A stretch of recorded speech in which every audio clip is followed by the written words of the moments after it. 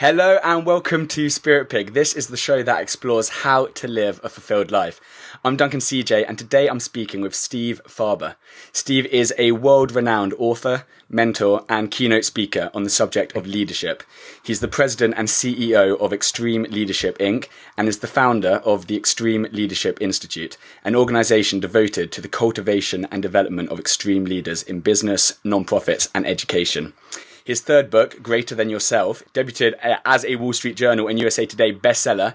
The Radical Edge was hailed as a playbook for harnessing the power of the human spirit, and his first book, The Radical Leap, is considered a classic in the field and was named one of the 100 best business books of all time. Steve, thanks so much for being here. Oh man, it's my pleasure. I've been looking forward to it. I'm super pumped for this one.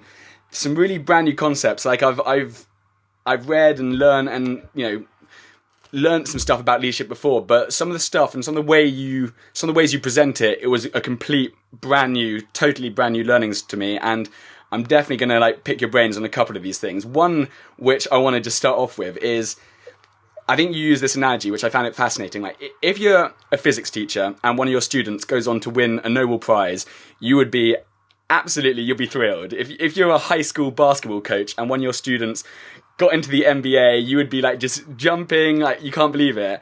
However, in the business world, most leaders don't want others to be better than them. We throw out this whole idea of we want to nurture students. The business world, we forget about that rule. Why is that?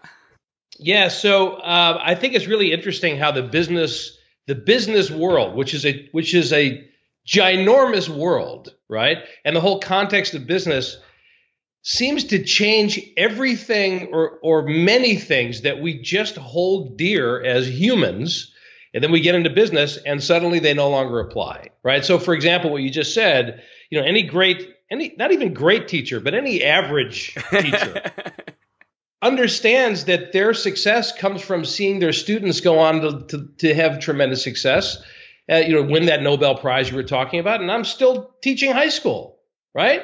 It's not like, oh, they went on to win a Nobel Prize and I got to go back to class today. That's not how they feel. That's their job, right? And coaches feel that way. And you know what?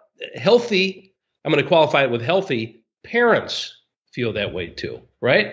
We want our kids to go on to have lives that are more fulfilling and joyful and successful than our own. That's what constitutes being a successful parent. And then we go to work and it no longer applies, right? Because it's because somehow we have come to believe, and I think for reasons that are fairly obvious, we've come to believe that business is a zero-sum game, that somehow my success has to be predicated on your not being as successful as I am, or even worse, maybe even on your failure, right? So this whole idea, this dog eat dog, get ahead, crush somebody, get ahead by crushing somebody else's head, right? That climbing the proverbial corporate ladder on the backs of everybody else. But that's, when you really look at it, it's not the way it works. And really, I've been doing this kind of work for a long time. By this kind of work, I mean cultivating great leadership in the business world. I've been doing it for 25 plus years, right? And so this is not ideology. It's not idealism. It's based on a very simple observation. And what is really a very obvious observation. Obvious and observation. I guess they must come from the same root. But it's a very simple thing. The greatest leaders that I've met in business, I mean, everywhere else too, but particularly in business, the greatest leaders that I've met are the ones that don't focus the attention on their own greatness. They don't shine the spotlight on themselves. They don't try to grab all the credit. Instead, they focus their efforts on making others greater than themselves. So it creates a bit of a paradox. The greatest leaders become the greatest leaders by making others greater than themselves. And they understand that it's not a zero-sum game. It's not that for every winner there's a loser. It's that we can all help each other, and I'm going to be the example of that as a leader. I'm going to build my credibility and establish my track record based on how many superstars I've helped to create by virtue of their working with me, for me, around me, whatever it is. So it's this investment in other people that, man, I mean, can you imagine if that were the norm? Can you imagine if that's just the way we believe we should do things? How different not just business would be, but of course everything. So that's pretty much at the core of what I'm hoping to inspire in people, all people, of course. But again, my playground is the world of business. I figure if we can make an impact there, that gives us a lot of leverage to change everything else. I love the so one, just so you've got that idea, which I mean, it makes sense. Like how we all kind of, I mean, yeah, it's just like, yep, sign me up. But I like it how you break it down in terms of you give us an assignment, you give us a project. I love the GTY project that you're Yes. speaking to a crowd and you're like, okay, this isn't just theory. Everyone's got their homework to do. What is the GTY project? Yeah, so GTY is short for greater than yourself, which is based on, let's see, just so happen to have one around here. There, this book. The premise is really simple. So GTY project. So what I came to understand when I was writing the book, it occurred to me that I was asking a lot of people, right? This idea that all of us, myself included, should do everything we can to lift everybody else up above ourselves all the time is the ideal. But if I'm really being honest with myself, which I strive to be, I don't do that. I mean, I aspire to it. I wish I could tell you that I did that, but I know people that I think are pretty close to that, and I'm working on it, honestly. But I felt like I couldn't ask my readers, my clients, the people in my audiences when I speak, I couldn't ask people to do that if I'm not. And it just seemed like maybe it was a little bit too much to ask right out of the gate. So here's the thinking. Why not just start with one person? Pick one person to be your, what I call GTY project, right? One person, just one person. That's it. That's not asking too much, right? One person that you believe in, that you love, that you have respect for, that you feel you can help. One person whose dreams, desires, goals, and aspirations line up in some way with your ability to help them achieve those things. And focus on that person with the explicit, expressed intent of raising that person up above yourself, so that by the time you and I are done working together, if such a day ever arrives, you're going to be better at this than I am, more successful with this than I am, whatever this is. And start there. And my thinking was, I can ask anybody to do that, because I always have at least 1, 2, or 3 GTY projects of my own going on at any one time. So I felt like I had the credibility to do that, and I had the right to ask others to do that. But also, I think it's a good place to start because, shit, man, anybody can start with one person. It's not. And what happens is you start to have the experience, right? If you have the experience with one person, what you'll discover very quickly is that this is, listen, yes, it's messy, and there's no guarantee that it's all going to be, hearts and flowers, right? But it is incredibly rewarding and incredibly fulfilling. And when you start to have the experience of how great it feels to lift one person up, then my guess is we want to do that more, right? And do that for more people. So I figured let's start with one person and then this is the kind of the magic bullet in this. The GTY project relationship. And some people, listen, I acknowledge that some people don't like being called a project. It's like that guy's a project. So you don't have to use that language, but it's or just a GTY relationship, whatever you want to call it. But there's something magic in it when that relationship has no strings attached, right? So I'm going to do this with you because I want to, because I believe in you, because I love you, whatever it might be. And I'm not asking for anything in return. This is not like a quid pro quo. It's not like a Godfather kind of a thing, yeah, I will do this for you, but then there will come a day where I will require a favor in return. It's not. That's not the point. I'm going to do this for you because, with one exception, and this is the magic bullet, the only thing that I'm going to ask of you is what? What would you guess it is? That you do it to I'm putting somebody you else. on the spot. I'm putting you on the spot. The only thing you ask of me is that I pay it forward, that I do it to somebody else one day. Absolutely. That's it. The only thing that I ask of you is that you do this for somebody else and ask them to do the same, right? So then we got that pay it forward potential ripple effect that goes on there. So now it's not just between you and me. We're establishing a new convention. We're establishing a new norm that could change the world. Yeah, I totally agree. There's this story, this narrative of scarcity. If someone wins, then that means I lose or whatever. Like it's got it all wrong. So I think this will really help, dispel that myth of somebody's got to lose. No, everyone can win. We can all rise up. The tide rises up. And I understand.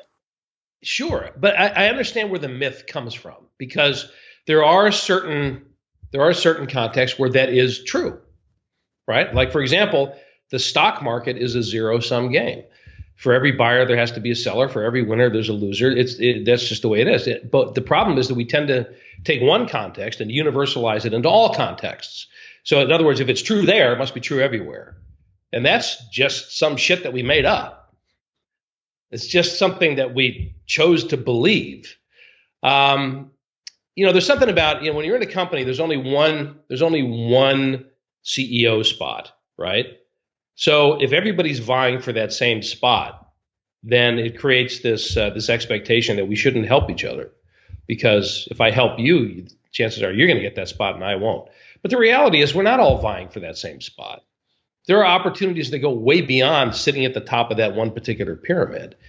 And and ultimately, if that's my goal, to become the CEO, the best way I'm going to get there is by establishing a reputation for being a person that inspires incredible things in people, that gets great results with people. So even in that scenario, that's the surefire way to the one top spot, if that's what you're vying for.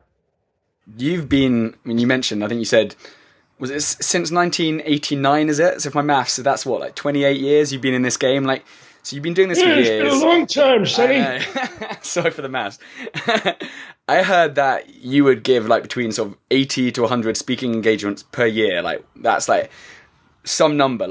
I guess, why? What is it about this type of work that is just, that is so important to you? Yeah. So for one thing, I love it.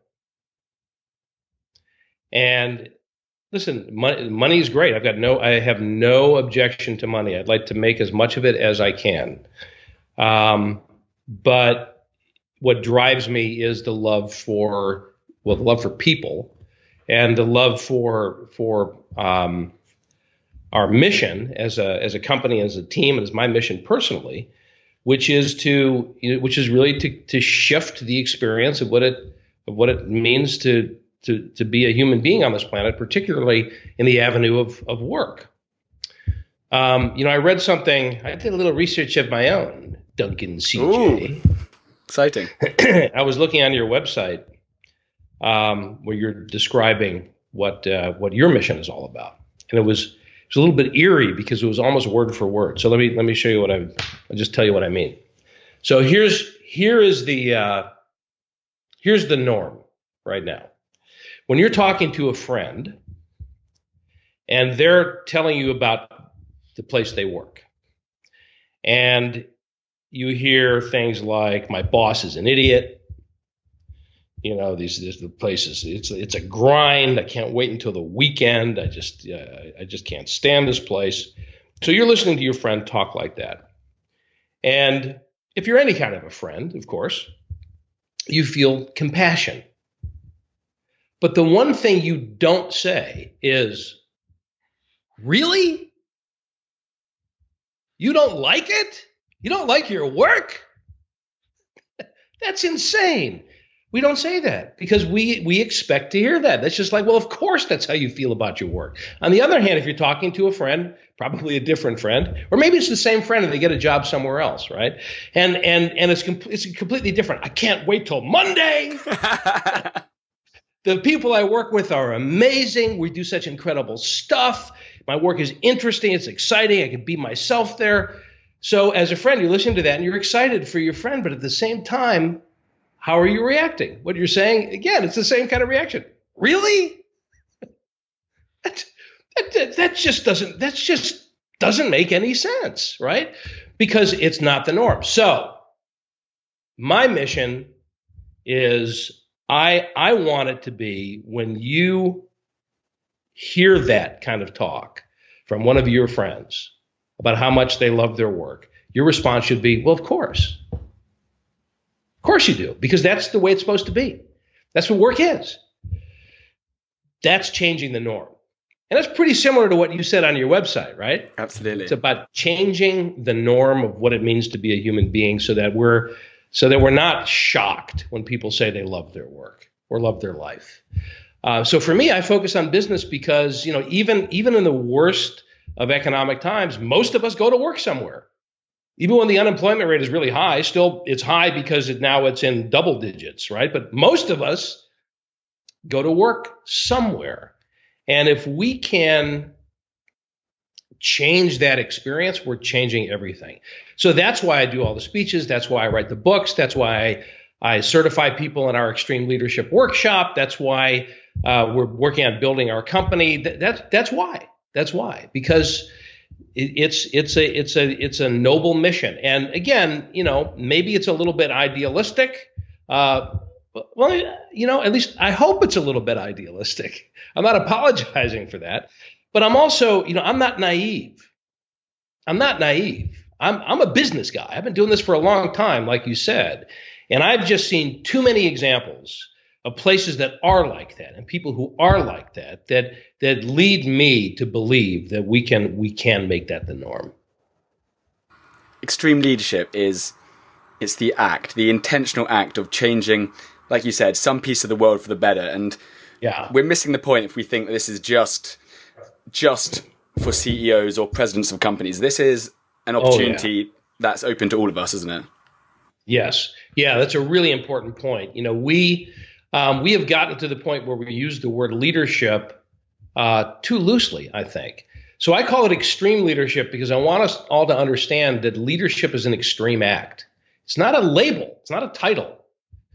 It's easy to put, leader on my business card or to look at the org chart of the company I work for and see how far up the chart I am and say, oh, okay, well, from here on up, they're all leaders because they have the position or title. And that's what we kind of do, right? But leadership's got nothing to do with your position or title. Nothing. And if that's the case, if that's true, then what that means is it's an opportunity that's open to anybody, regardless of their position or title. So some of the best leaders that I've met, most effective, most inspiring, fulfilled leaders that I've met have no positional authority. They're nobody's boss.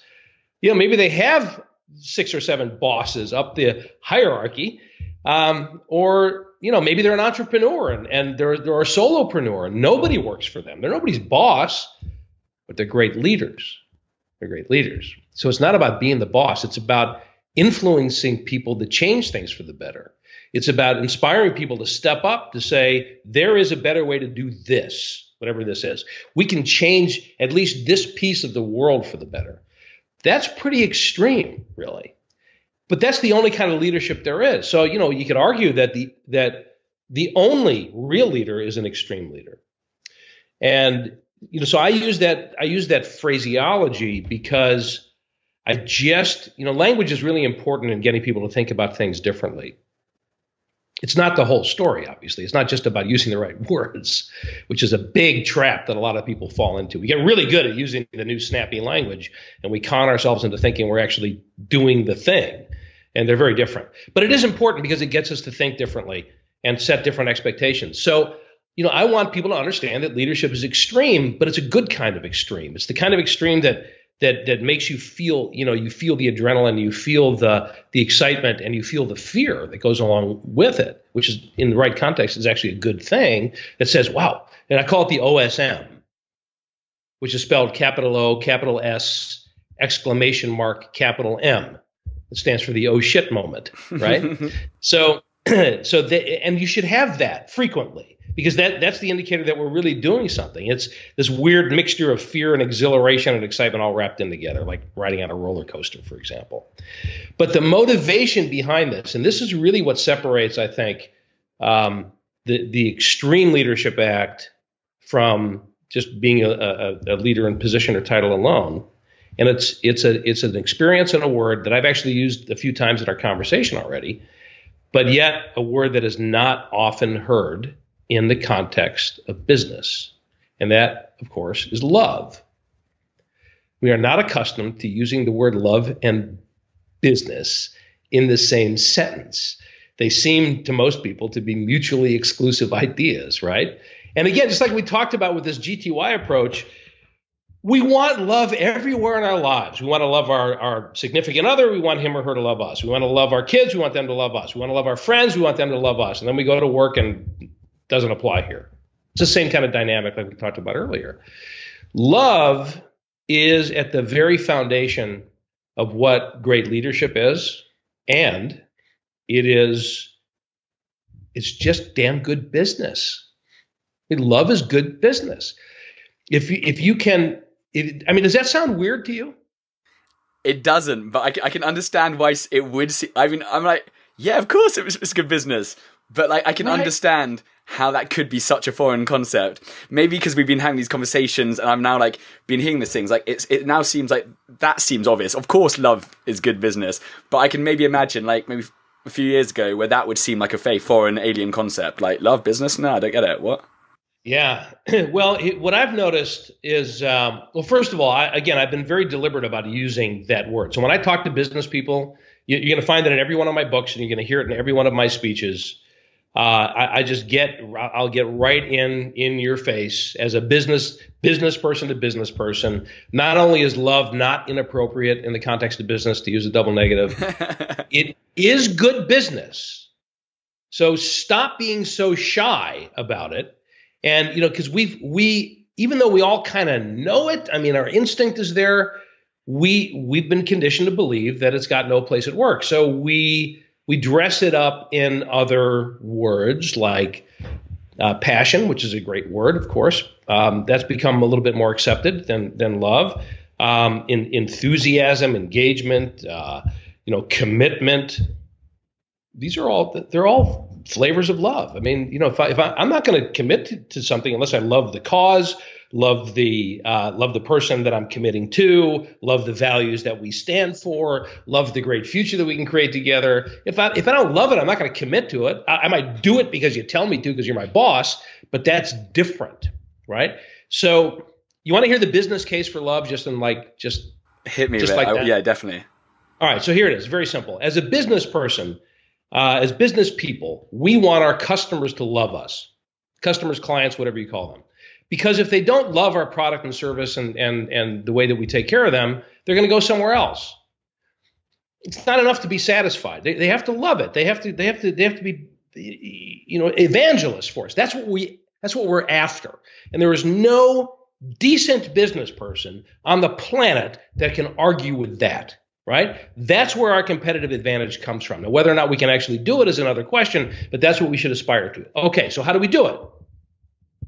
There's virtually no way to create that kind of experience for customers in a meaningful and sustainable way over time unless we can create a culture that people love working in. Right? If I hate this place, like we talked about, the archetypal friend before. If I hate this place and my boss is an idiot, how am I going to take care of my customers, right? So we need to create an environment that people love working in. And there's no way as a leader I can create an environment that people love working in unless I love it myself first. I can't expect my team to love working here unless I love my team. I mean, it's really just that simple. So it starts with the customer. We want our customers to love us. So we need to create an environment that people love working in. Therefore, I need to love this place myself first in order to create that environment. So it all becomes very personal very quickly. But if you need a justification for it, if you really need to have that, just think about it in terms of the customer experience. And then it becomes, how do we do that? How do we actually take this idea, this experience of love, and this idea of love is a business principle, and this might sound a little bit, contradictory or paradoxical, but how do we operationalize it? So what does love look like in the way that we do business? So we have to look at the impact of, how does that affect the way we hire people, the way we give performance evaluations, the way we set policies and procedures for customers, the way that we communicate internally. It just becomes it's a major thing, and that's the kind of work that that I and my company do, is help companies to do that. But you don't need other people to help you figure that out. You just got to be willing. I mean, sometimes we do, but you got to be willing to at least start here and think about, okay, why do I love you, team? And how do I show it? How can I better show it? Just start there. And it's amazing the kinds of things that can happen. I love it. When you broke it down like that, it's just step by step, like 3 steps. It's so obvious in black and white. I mean, you can't even, there's not even it answers all angles from it's just an obvious business decision. Your customers, and then you need to create the right environment. You need to love it. It seems so obvious. And so I guess often the most obvious things, which are staring us flat in the face. Sure.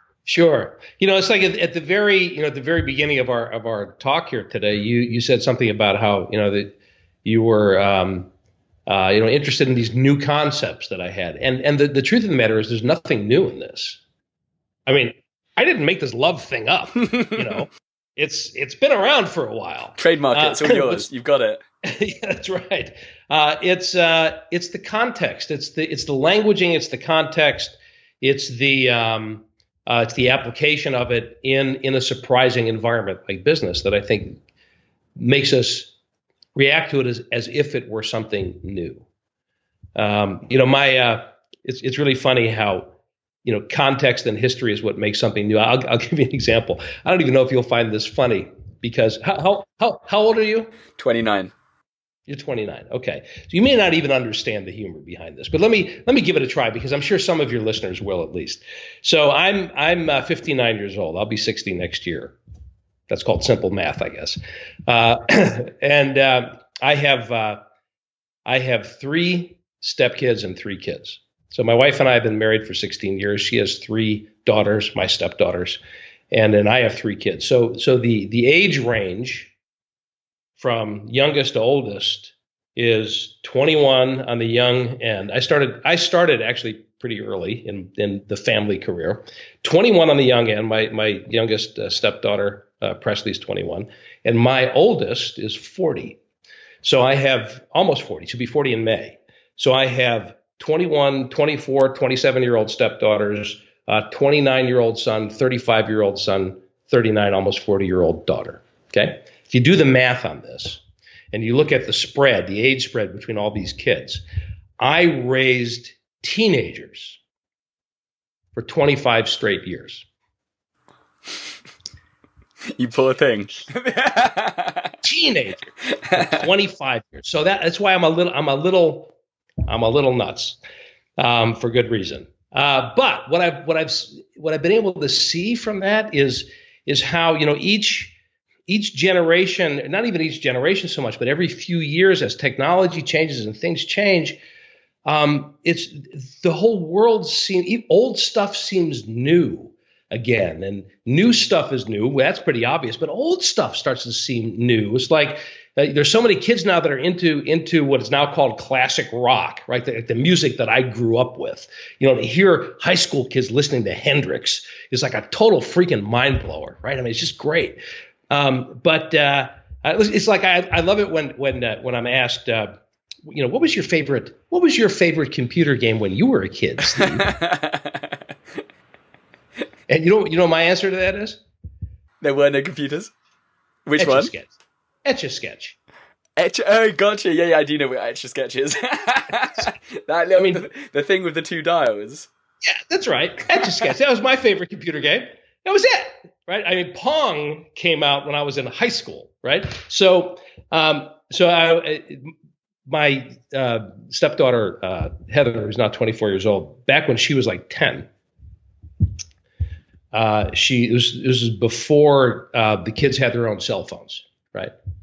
So she was looking around the house for the phone, and she couldn't find it anywhere. She was getting really frustrated. I mean, she looked under all the furniture, she looked in every room, and she just couldn't find the phone anywhere. And finally, she was so frustrated, she threw up her hands. She said, "You know what? Somebody should invent a phone that attaches to the wall. That way, you'd never lose it." What a brilliant idea, right? So it's context that makes the old seem new again, right? I mean, here's this archaic idea of actually a landline, a phone on the wall, But wow, wouldn't that be convenient? And actually, I went out and I bought a phone that attached to the wall because we got sick of losing And then, of course, now everybody has cell phones, and in another few years, people won't even understand that context anymore, right? So love is really kind of the same thing. It's been around for a long time. We're just bringing it back and saying, let's put it in this context. And now it's new again in the context of business. And maybe it's never even really been explored before in the way that it could be. So it's not, the thing isn't new, the application maybe is new, or the context is new. So, I didn't make any of this stuff up. It's all based on my experience. It's based on observation. I'm not exaggerating when I say this, and I'm not saying it to toot my own horn, but over the last 2.5 decades, I have either worked directly with or spoken to or had exposure to literally every kind of industry you can imagine, every kind of business you can imagine. So I have this really broad perspective on things. I'm not an expert in any business other than the business of leadership and leadership development. I guess I could call myself an expert on that, although I certainly don't claim to have it all figured out. I'm not the guy with all the answers, certainly, but I have some expertise in it. I'll accept that. But what I've gotten is a really broad perspective, and it's really become kind of easy for me to see what the universal elements are. And when I look at the big picture, it doesn't matter what the business is, it doesn't matter what the industry is, it doesn't matter what part of the planet people are on.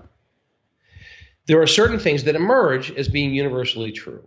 So no matter where I go, no matter what business I'm involved in, I see that love is the principle that makes great leaders great. And this idea of greater than yourself that we were talking about is an application of that. What makes GTY work is if the motivation is, I love you. That's why I'm doing this with you. So that's really kind of the fundamental thing. So we are, this is really very timely because when you and I are talking, like right now, this will go live a few days after we talk. Yeah. Monday. We're launching kind of a viral campaign with the hashtag #LoveIsGoodBiz. Looks like this. I wrote it down here this is my Love is good biz. Love it. Biz, if you're listening, biz, B-I-Z. B-I-Z. Or B-I-Z as we say it around here. Love is good, B-I-Z. The idea is this. We're trying to start a conversation that answers the question, how does love impact the way you do business? That's the question we're asking. So if you're watching this and you're thinking about this love dynamic, just ask yourself, what does that look like? How does that impact the way I do business? And just share your thoughts on it. Stick that hashtag on there. And we're doing a little contest where we're giving away all of my books, signed copies of my books. And my new e-course, which is coming out soon, which I'm very excited about. We'll give free access to that to the winner, whoever has the best story. And we'll have a very scientific way of determining who the winner is. It's like, I like that one. That's my favorite pick. So let's, what I'm hoping to do is really, to get this conversation. I have this conversation all the time with thousands and thousands of people, but I think the more we can have this conversation in a public forum where we're all kind of inspiring each other with this and encouraging each other to really step up and act on the impulses that we already have, I think we can make a difference. Steve, where can people, obviously apart from the hashtag, how can people find out more about you and your work? Where can we send them? Well, I don't like people very much, so I'd prefer they don't find me. Okay, perfect, done. So stevefarber.com is where I live. If you can't remember my name and you can remember extremeleadership.com, it'll take you to the same place. So that's where my blog lives. That's where I've got a free audio series there. I've got lots of video, lots of content. I know I'm biased when I say this, but it's a damn good site. There's a wonderful site. Really good content. And then you can always reach out to me directly just send me an email, steve@stevefarber.com. If you can remember my name, you can remember my email. And my promise is this: I get a lot of emails, but if you write to me, I'll respond. That's the promise. I don't know how long it'll take me, but I will. And then if you sign up for the audio series, of course, it's set up like everything is nowadays on an auto responder kind of a thing. But what you need to know is, so let's say you sign up for the series, you get an email with the link to the first audio in it. Even though that is an automated email that was sent to you, it's actually sent to you from my personal email address. So if you hit reply, it'll come right to me. And then we can have our own conversation. I know this is going to sound kind of pathetic, but this is how I make friends nowadays. It's a wonderful way. So come and be my friend. If you go to his homepage and you see a picture of Robert De Niro, it's not Robert De Niro, it's your doppelganger. I'm looking at this conversation, I keep on thinking I'm talking to Robert De Niro. Do you get that a lot? I have heard that. I have heard that before. So if the leadership stuff doesn't work out, you've already got like a successful acting career behind you. So I can do a pretty good De Niro. Even got the thing there. I think his is on the other side of that. If you're listening to this on audio, then if you go to spiritpig.com, you'll see what I mean when you see the video version. Steve, it's been fantastic. I really appreciate you. Yeah, I appreciate you giving up your this is morning for you. I'm always dodging my time differences. This is your morning, my evening, but it's been a lot of fun.